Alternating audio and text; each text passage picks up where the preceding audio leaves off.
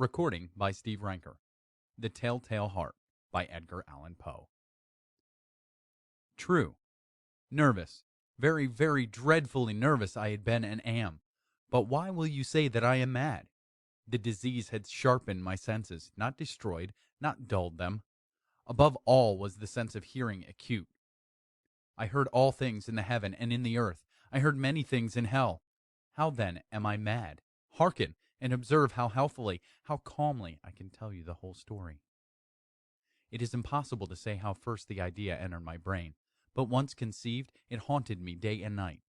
Object there was none, passion there was none. I loved the old man. He had never wronged me, he had never given me insult. For his gold I had no desire. I think it was his eye. Yes, it was this. He had the eye of a vulture, a pale blue eye with a film over it. Whenever it fell upon me, my blood ran cold, and so by degrees, very gradually, I made up my mind to take the life of the old man, and thus rid myself of the eye forever. Now this is the point. You fancy me mad. Madmen know nothing. But you should have seen me. You should have seen how wisely I proceeded, with what caution, with what foresight, with what dissimulation I went to work. I was never kinder to the old man than during the whole week before I killed him. And every night, about midnight, I turned the latch of his door and opened it, oh, so gently. And then, when I had made an opening sufficient for my head, I put in a dark lantern, all closed, that no light shone out, and then I thrust in my head. Oh, you would have laughed to see how cunningly I thrust it in. I moved it slowly, very, very slowly, so that I might not disturb the old man's sleep. It took me an hour to place my whole head within the opening so far that I could see him as he lay upon his bed. Ha! Would a madman have been so wise as this? And then, when my head was well in the room, I undid the lantern cautiously, oh, so cautiously, for the hinges creaked. I undid it just so much that a single thin ray fell upon the vulture eye. And this I did for 7 long nights, every night just at midnight, but I found the eye always closed, and so it was impossible to do the work, for it was not the old man who vexed me, but his evil eye. And every morning when the day broke, I went boldly into the chamber and spoke courageously to him, calling him by name in a hearty tone, and inquiring how he had passed the night. So you see he would have been a very profound old man, indeed, to suspect that every night, just at 12, I looked in upon him while he slept. Upon the 8th night, I was more than usually cautious in opening the door. A watch's minute hand moves more quickly than did mine. Never before that night had I felt the extent of my own powers, of my sagacity. I could scarcely contain my feelings of triumph. To think that there I was, opening the door, little by little, and he not even to dream of my secret deeds or thoughts. I fairly chuckled at the idea, and perhaps he heard me, for he moved on the bed suddenly, as if startled. Now you may think that I drew back, but no. His room was as black as pitch with a thick darkness, for the shutters were close-fastened through fear of robbers. And so I knew that he could not see the opening of the door, and I kept pushing it on steadily. I had my head in and was about to open the lantern when my thumb slipped upon the tin fastening, and the old man sprang up in bed, crying, "Who's there?" I kept quite still and said nothing. For a whole hour I did not move a muscle, and in the meantime I did not hear him lie down. He was still sitting up in the bed listening, just as I have done night after night, hearkening to the death watches in the wall. Presently I heard a slight groan, and I knew it was the groan of mortal terror. It was not a groan of pain or of grief. Oh no, it was the low, stifled sound that arises from the bottom of the soul when overcharged with awe. I knew the sound well. Many a night, just at midnight, when all the world slept, it has welled up from my own bosom, deepening with its dreadful echo the terrors that distracted me. I say I knew it well. I knew what the old man felt, and pitied him, although I chuckled at heart. I knew that he had been lying awake ever since the first slight noise when he had turned in the bed. His fears had been ever since growing upon him. He had been trying to fancy them causeless, but could not. He had been saying to himself, "It is nothing but the wind in the chimney. It is only a mouse crossing the floor." Or, "It is merely a cricket which has made a single chirp." Yes, he had been trying to comfort himself with these suppositions, but he had found all in vain. All in vain, because death, in approaching him, had stalked with his black shadow before him and enveloped the victim. And it was the mournful influence of the unperceived shadow that caused him to feel, although he saw nor heard, to feel the presence of my head within the room.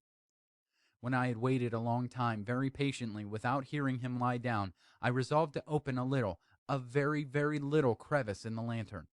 So I opened it. You cannot imagine how stealthily, until at length a simple dim ray, like the thread of the spider, shot from out of the crevice and fell upon the vulture eye. It was open, wide, wide open, and I grew furious as I gazed upon it.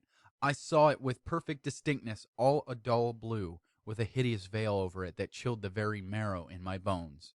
But I could see nothing else of the old man's face or person, for I had directed the ray as if by instinct precisely upon the damned spot. And have I not told you that what you mistake for madness is but over acuteness of the sense? Now I say, there came to my ears a low, dull, quick sound, such as a watch makes when enveloped in cotton. I knew that sound well, too. It was the beating of the old man's heart. It increased my fury, as the beating of a drum stimulates the soldier into courage. But even yet I refrained and kept still. I scarcely breathed. I held the lantern motionless. I tried how steadily I could maintain the ray upon the eye. Meantime the hellish tattoo of the heart increased. It grew quicker and louder every instant. The old man's terror must have been extreme. It grew louder, I say, louder every moment. Do you mark me well? I have told you that I am nervous, so I am. And now, at the dead hour of the night, amid the dreadful silence of that old house, so strange a noise as this excited me to uncontrollable terror. Yet for some minutes longer I refrained and stood still. But the beating grew louder. I thought the heart must burst. And now a new anxiety seized me. The sound would be heard by a neighbor. The old man's hour had come. With a loud yell I threw open the lantern and leaped into the room. He shrieked once only. In an instant I dragged him to the floor and pulled the heavy bed over him. I then smiled gaily to find the deed so far done. But for many minutes the heart beat on with a muffled sound. This, however, did not vex me. It would not be heard through the wall. At length it ceased. The old man was dead. I removed the bed and examined the corpse. Yes, he was stone dead. I placed my hand upon the heart and held it there many minutes. There was no pulsation. He was stone dead. His eye would trouble me no more. If you still think me mad, you will think so no longer when I describe the wise precautions I took for the concealment of the body. The night waned, and I worked hastily, but in silence. First of all, I dismembered the corpse. I cut off the head and the arms and the legs. I then took up 3 planks from the flooring of the chamber and deposited all between the scantlings. I then replaced the boards so cleverly, so cunningly, that no human eye, not even his, could have detected anything wrong. There was nothing to wash out, no stain of any kind, no blood spot whatever. I had been too weary for that. A tub had caught it all. Ha ha! When I had made an end of these labors, it was 4 o'clock, still dark as midnight. As the bell sounded the hour, there came a knocking at the street door. I went down to open it with a light heart, for what had I now to fear? There entered 3 men, who introduced themselves with perfect suavity as officers of the police. A shriek had been heard by a neighbor during the night. Suspicion of foul play had been aroused. Information had been lodged at the police office, and they, the officers, had been deputed to search the premises. I smiled, for what had I to fear? I bade the gentleman welcome. The shriek, I said, was my own in a dream. The old man, I mentioned, was absent in the country. I took my visitors all over the house. I bade them search well. I led them at length to his chamber. I showed them his treasures, secure, undisturbed. In the enthusiasm of my confidence, I brought chairs into the room, and desired them here to rest from their fatigues, while I myself, in the wild audacity of my perfect triumph, placed my own seat upon the very spot beneath which reposed the corpse of the victim. The officers were satisfied. My manner had convinced them. I was singularly at ease. They sat, and while I answered cheerily, they chatted of familiar things. But ere long I felt myself getting pale and wished them gone.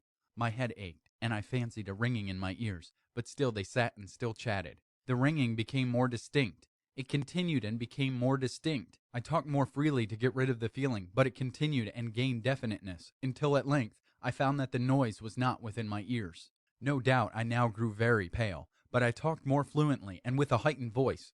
Yet the sound increased, and what could I do? It was a low, dull, quick sound, much such a sound as a watch makes when enveloped in cotton. I gasped for breath, and yet the officers heard it not. I talked more quickly, more vehemently, but the noise steadily increased. I arose and argued about trifles, in a high key and with violent gesticulations, but the noise steadily increased. Why would they not be gone?